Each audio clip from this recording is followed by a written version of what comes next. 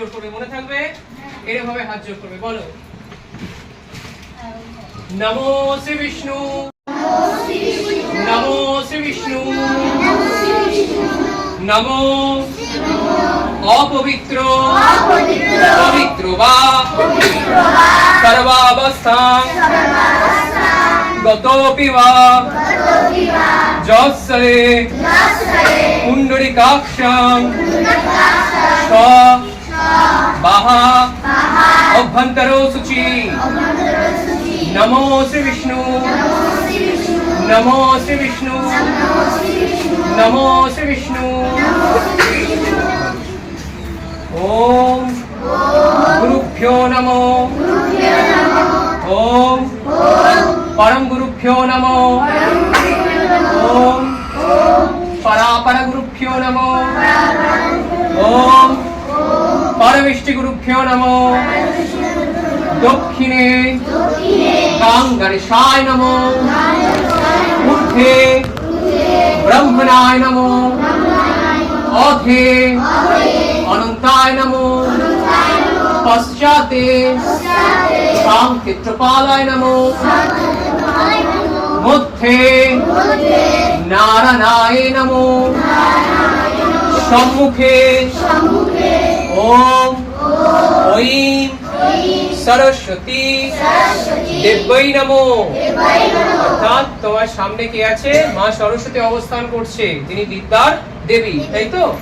তাহলে আমরা যা কিছু কর্ম করছি, যা কিছু কাজ করছি, যে কোনো বিদ্যা পাঠ করছি, বেদোভ্যাস করছি, সেই মাকে স্মরণ করেই করছি। সকালে যখন একদম পড়তে বসবি, উঠে পড়তে বসার আগে ভালো করে হাত মুখ ধুয়ে নিবি, খাওয়া দাওয়া হয়ে গেল। যখন পড়তে বসছিস সকালে কপালে একটু সাদা চন্দন লাগিয়ে তারপরে পড়তে বসবি, মনে থাকবে? কোথায় চন্দন লাগাবে? কপালে, প্রত্যেক দিন। রাত্রে যখন আমরা ঘুমোতে যাচ্ছি, রাত্রে যখন আমরা খাওয়া দাওয়া করে ঘুমোতে যাচ্ছি, অবশ্যই নিজের পায়ের গোড়ালি হাত ভালো করে ধুয়ে তারপরে ঘুমোতে যাবে, মনে থাকবে? কি করবে? পায়ের গোড়ালি ভালো করে ধোবে, তারপরে ঘুমোতে যাবে। ঠিক আছে। আচ্ছা, আমাদের ধর্মের নাম কি? সনাতন ধর্মের প্রধান ধর্মগ্রন্থ কি? বলো বলো, ধর্মগ্রন্থ কি বলো? কটা ভাগ? কি কি ভাগ? নাম বলো। ঋগ্বেদ, সামবেদ, যজুর্বেদ, অথর্ববেদ। আমাদের পুরাণ কটা? 18টা। বলো, আমাদের প্রধান পুরাণ হচ্ছে 18টি পুরাণ। এবার আসি, আমাদের দুটি মহাকাব্য আছে। কটা আছে? এদিকে কি কি আছে নাম বলছি শোনো। একটি হচ্ছে রামায়ণ, অপরটি হচ্ছে মহাভারত। তাহলে আমাদের সনাতন ধর্মের প্রধান ধর্মগ্রন্থের নাম কি? এই সনাতন ধর্মের ধর্মগ্রন্থের নাম কি? বেদ। পরের দিন যেন ভুল না হয়, বলো। বেদের কটা ভাগ?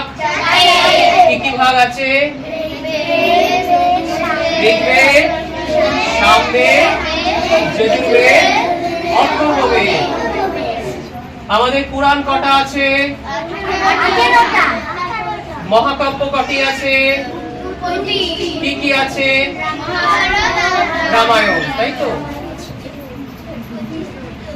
এবারে আমরা মহাভারতের একটা অংশ হচ্ছে গীতা। গীতা হচ্ছে স্বয়ং ভগবান শ্রীকৃষ্ণের মুখের বাণী। এই কে কথা বলছিস? কথা বললে মুরগি হতে হবে কিন্তু বাইরে গিয়ে, মনে থাকে যেন, বল।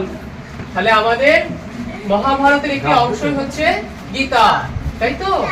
গীতা হচ্ছে ভগবান শ্রীকৃষ্ণের মুখের বাণী। তাহলে কার বাণী? ভগবান শ্রীকৃষ্ণ এখানে কাকে বলছেন গীতা বিষয়ে? অর্জুনকে বলছেন, তাই তো? তাহলে মহাভারতের একটি অংশই হচ্ছে আমাদের গীতা, মনে থাকে জানো। এবার আসি, গীতায় ভগবান শ্রীকৃষ্ণ যা বলেছেন তা হচ্ছে ভগবান শ্রীকৃষ্ণের মুখের বাণী। কাকে বলেছেন? অর্জুনকে বলেছেন। কি করতে বলেছেন? যে অর্জুন, তুমি যুদ্ধ করো, তুমি যুদ্ধ থেকে পালিয়ে যেও না।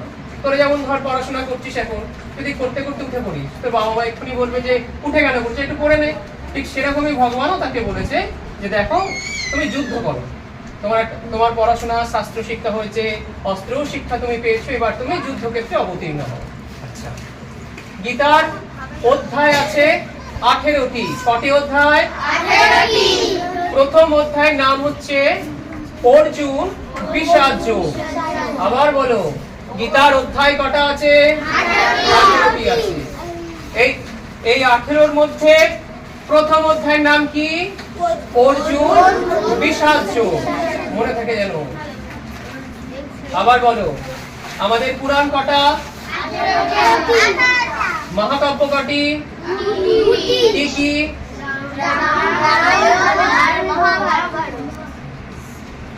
ভগবান শ্রীকৃষ্ণ কোথায় বলেছেন? গীতায় বলেছেন। তাহলে ভগবান শ্রীকৃষ্ণের যা মুখের বাণী তাই হচ্ছে গীতা। কাকে বলেছেন? অর্জুনকে বলেছেন। কি বলেছেন? যুদ্ধ করতে বলেছেন, তাই তো? আচ্ছা, এবার তোমরা সকাল উঠে ধরো হাত মুখ ধোয়া হলো, কিছু খাওয়া দাওয়া হলো, পড়াশোনা হয়ে গেল। পড়াশোনা করার পর চেষ্টা করবে, আচ্ছা আগের দিন আরেকটা আমি কথা বলেছিলাম, বিছানা থেকে যখন নামবে কিভাবে নামবে? ঘুম থেকে উঠে কি করবে? প্রথমেই ছেলে হলে ডান পা আর মেয়ে হলে বাঁ পা। যখন বিছানা থেকে তুমি নামছো বলবে, নিজে যখন বিছানাতে বসে আছো মনে মনে ভাববে যে হে গুরুদেব, আপনি আমাকে বিদ্যা দান করুন, আপনি আমাকে বুদ্ধি দান করুন। আর যখন পড়াশোনা করতে বসবে তখন হচ্ছে হে মা সরস্বতী, বিদ্যা দাও, বুদ্ধি দাও, আমার সমস্ত কাজ করো।